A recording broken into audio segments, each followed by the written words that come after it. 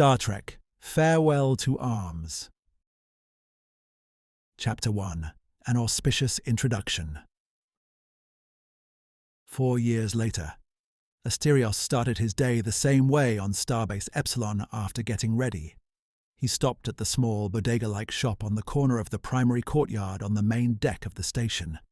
He read the duty roster and the night shift reports as he waited for Xana, a Bolian man interested in human food, to finish his espresso. While he could have replicated it, there was something about having it ground and poured by hand that made it taste better. It was probably a placebo, but he didn't care. "Commander, it'll be up shortly," Xana stated, coming to the window and leaning down. "No rush, Xana. I've got to review the end-of-shift reports before I can do any other work. Ready for your daily human recipe?" Asterios looked up with a smile. Xana smiled. "Yes, Commander." Asterios pulled out the small pad and set it on the counter. "This one is one of my personal favorites. It's called pizza, specifically New York-style pepperoni pizza."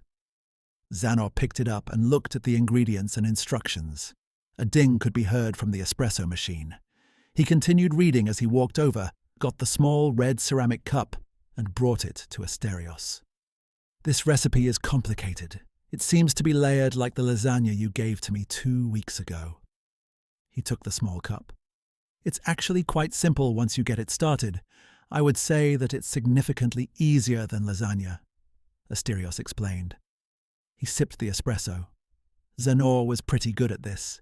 He's been doing it by hand for the past 2 years. He's also gotten quite a few of his senior staff to switch over from coffee to espresso after Xana started offering it. "Thank you again, Xana, for the espresso. It is excellent as always." "Will I be seeing you after lunch for your afternoon cup?" Xana asked. "I should start cutting back, but yes, I've got an eventful day," Asterios answered. Xana raised an eyebrow. "A Starfleet admiral is coming to the station. I expect an inspection, but it is an old friend." "Is this the Admiral Orodanis you told me about?" Xana asked. Asterios smiled. He forgot that he had told him about Orodanis. "It is. It's been quite a time since I've seen or talked with him." "What is Starfleet protocol for receiving an admiral?" he asked genuinely. "It's a lot. Too much for us to discuss over espresso, but I'll make sure to bring him by in the afternoon. He prefers coffee, but maybe we can get him to convert to it," Asterios joked. "I look forward to meeting him." "Until then."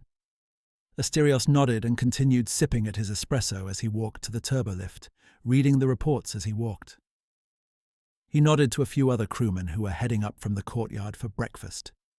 They greeted him with the standard good morning, with a mix of "Commander" or "Sir." He greeted them with a nod and a "good morning," then continued reading his reports. The turbolift stopped on one of the decks for senior officers, and standing there was Lieutenant Gorv Sharanek, Senior Officer of Operations for Epsilon. A Tellarite with dark brown hair, streaks of white through both his hair and beard. His dark amber eyes perfectly complemented his permanent scowl. He was well built and slightly shorter than Asterios.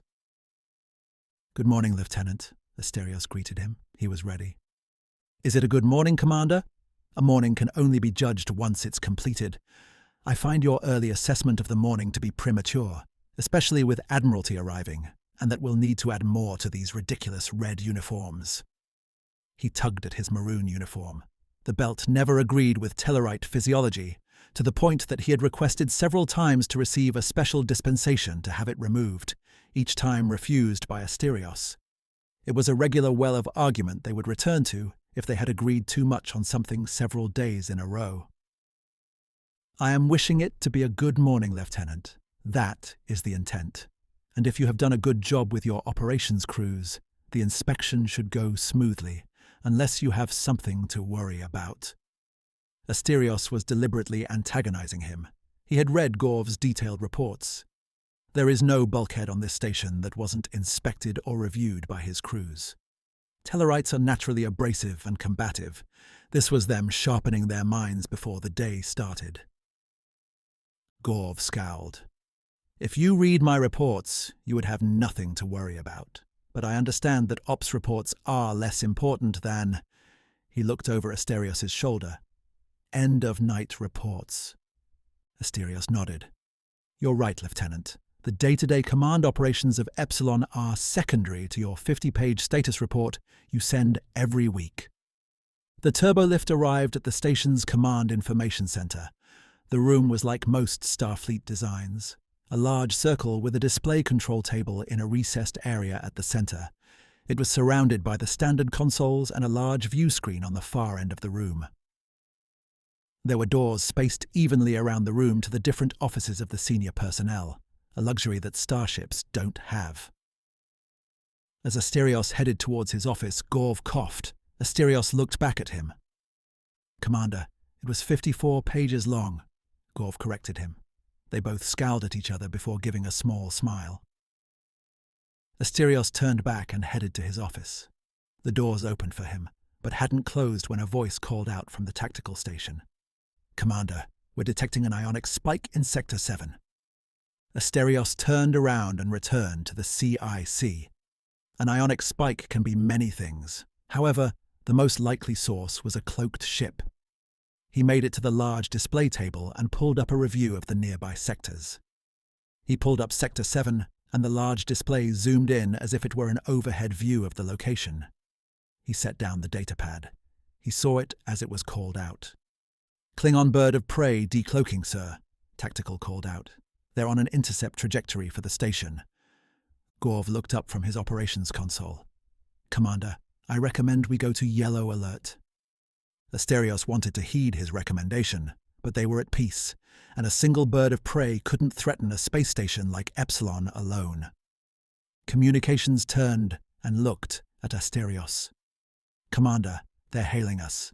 They are the IKS Buruk, and they are requesting to dock with the station." "Ask them what business they have on the station," Asterios asked. She repeated the question over the communicator. She held the earpiece against her ear. "Sir, they state they have business with you and Admiral Orodanis." Asterios was confused but didn't let it show. Orodanis hadn't told him anything about Klingons coming to Epsilon during his visit. He looked to Gorv and then to Tactical. Each gave an unsure look. He finally looked back at the communications officer. "Inform them that they are welcome aboard. Offer them the normal services we provide for non-Federation ships." He looked back at Gorv. "Let's go see what these Klingons want with me." Gorv sent a message to his second-in-command to cover his posting before meeting these Klingons with Asterios.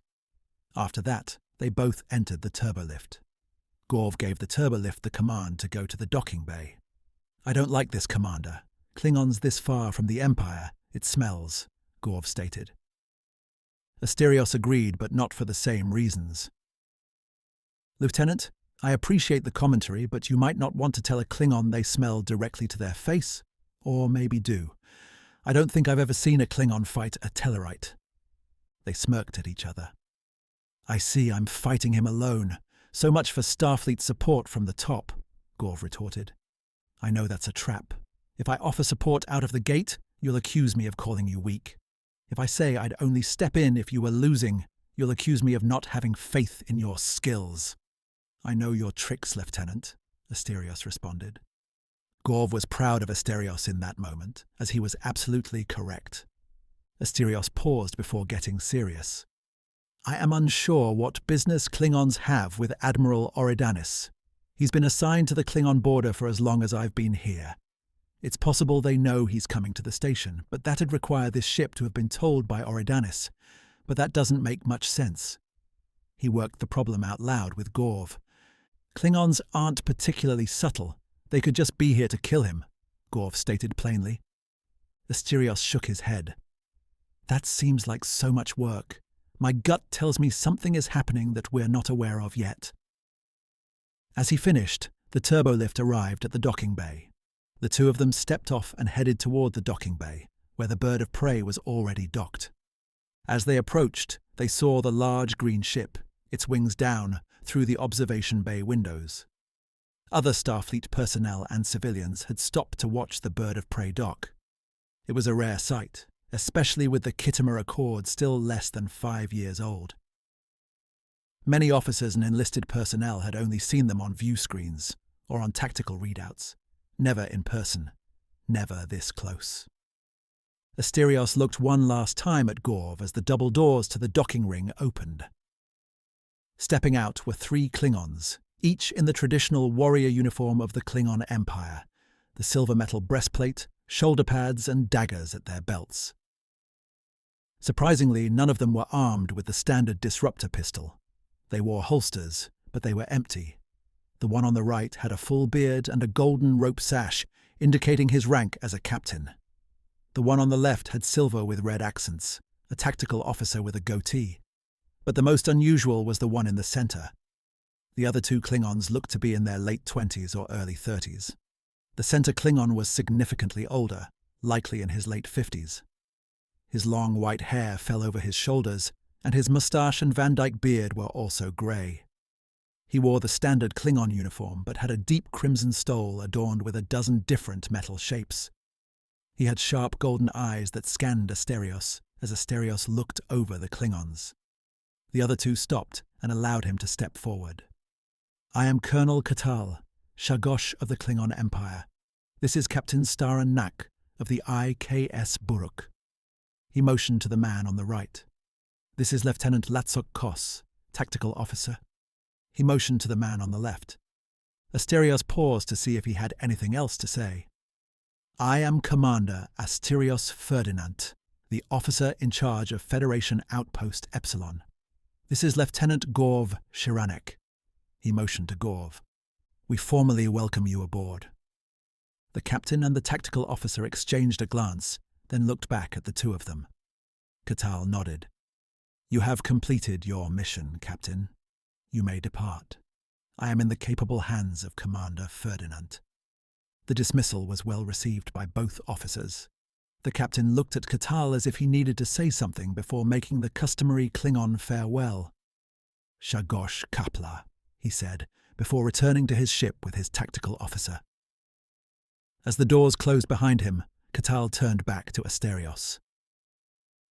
"You must be wondering what a solitary Klingon is doing aboard your space station." Asterios nodded. "That is putting it lightly, particularly from what I can tell, a well-decorated Klingon." Asterios looked over his medals. At least one of them had a vague Starfleet vessel design etched into it. "Your Federation came to my government wanting my research. I decided the research would travel better with me attached to it." There was a faint, dry edge to the statement. Asterios wasn't sure it was an attempt at humour. Admiral Orodanis did not object. He paused, letting Asterios sit with that for exactly as long as he wanted him to. "He and the Hemingway are due to arrive today. Is that correct?" Asterios knew he was testing him. He clearly was told of the schedule of the Hemingway and Orodanis, but discussing the timelines and routes of Starfleet vessels with a Klingon was anathema to everything burning in him right now. To be face-to-face with a Klingon, let alone clearly a war veteran of some kind, you don't get to be an old Klingon without being very good at being a warrior. "They are scheduled to arrive today. That is correct," Asterios stated after a few moments of debating on his answer. "We have guest quarters available for you until they arrive." Catal looked at him intently. "That would do nicely," he answered back. "Lieutenant, please show the colonel to the guest quarters," Asterios ordered Gorv. They looked at each other. Asterios gave him the look that said, "Don't try too hard to antagonize him." The look Gorv gave back was more than enough to tell him that he was not going to listen to anything Asterios told him to do. "Colonel Catal, please follow me," Gorv stated. He turned to head to the turbolifts. Catal turned to look at Asterios before following. "Could you please inform Admiral Orodanis that I am here once he arrives on station?"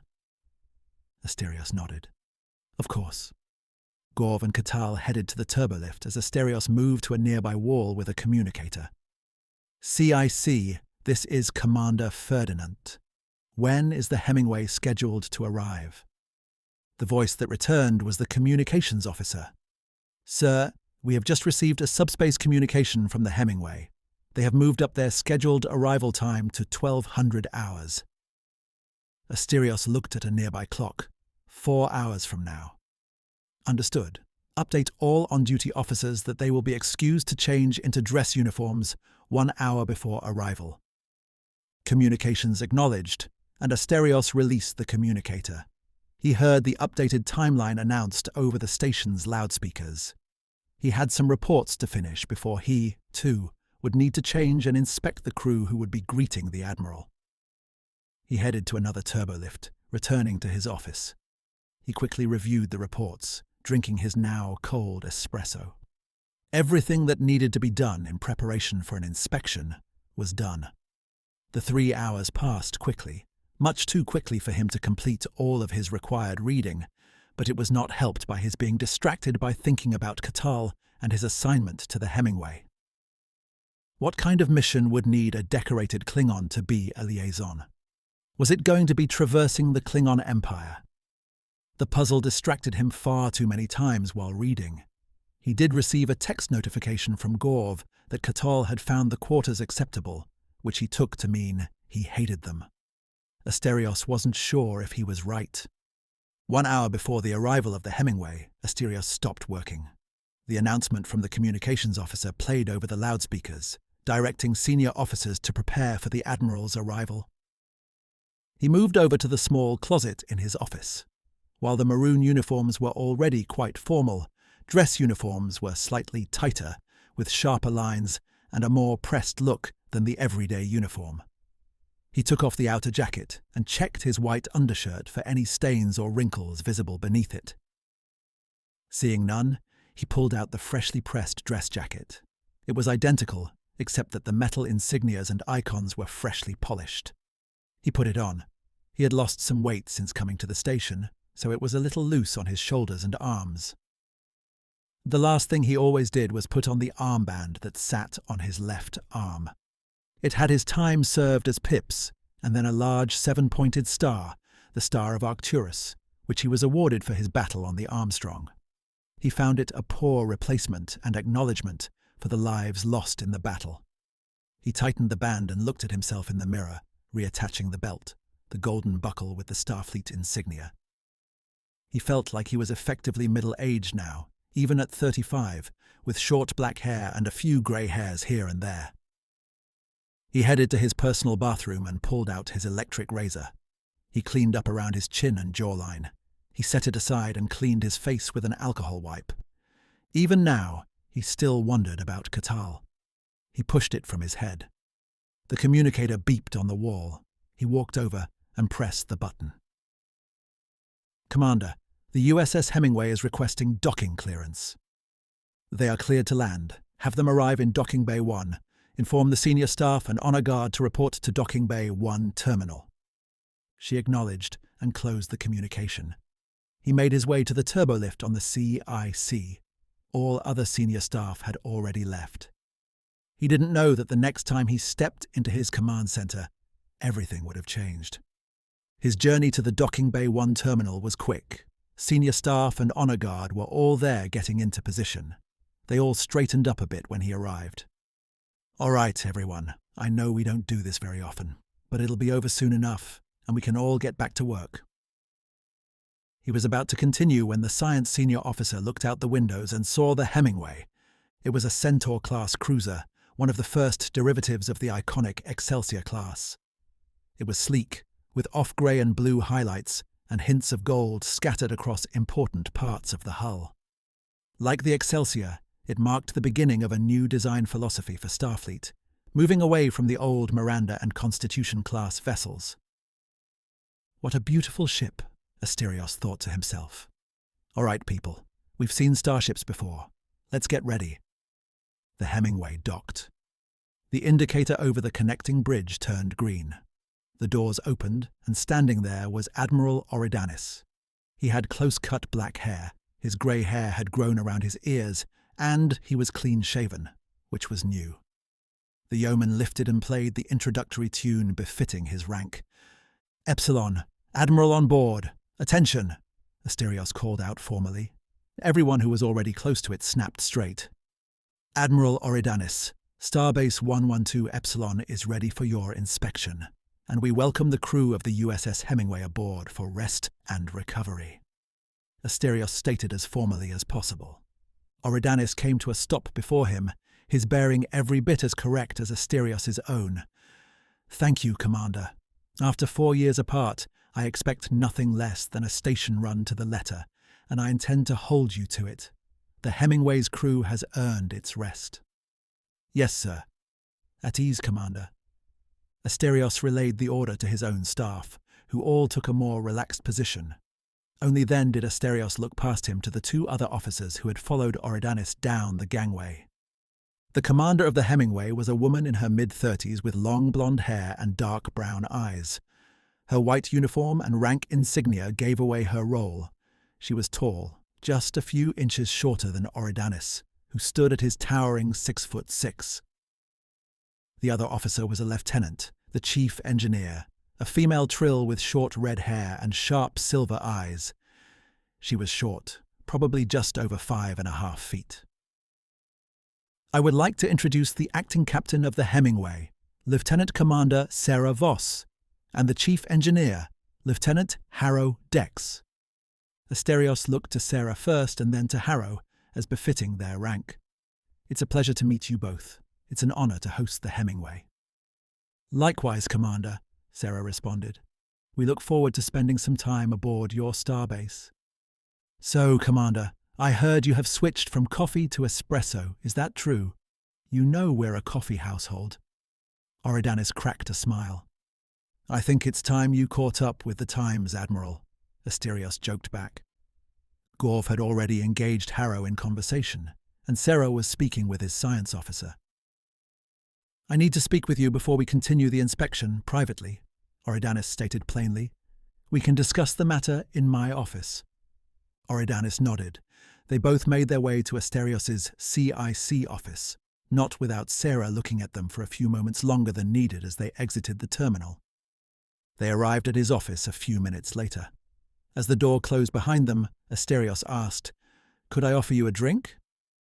"Coffee, 2 creams, 1 sugar." Orodanis rattled off without thinking. Asterios moved over to the food synthesizer and punched in the request. A few seconds later, it dinged. He slid the small door on the synthesizer open and pulled out a white coffee mug with the Starfleet insignia on it. He went and handed it to Orodanis. He took a long sip. He stood before his desk for a few moments longer. Asterios wasn't sure whether he was savoring the coffee or something else. "You should sit, Commander," Orodanis stated. It wasn't an order. To outsiders it might have appeared like one, but it was a friendly suggestion. This was when Asterios knew something was amiss. Asterios sat down behind the desk. Orodanis also sat. "Son, I'm assigning you to the Hemingway as its captain. Don't forget to like and subscribe if you'd like to hear more of Star Trek: Farewell to Arms on the Outer Almanac."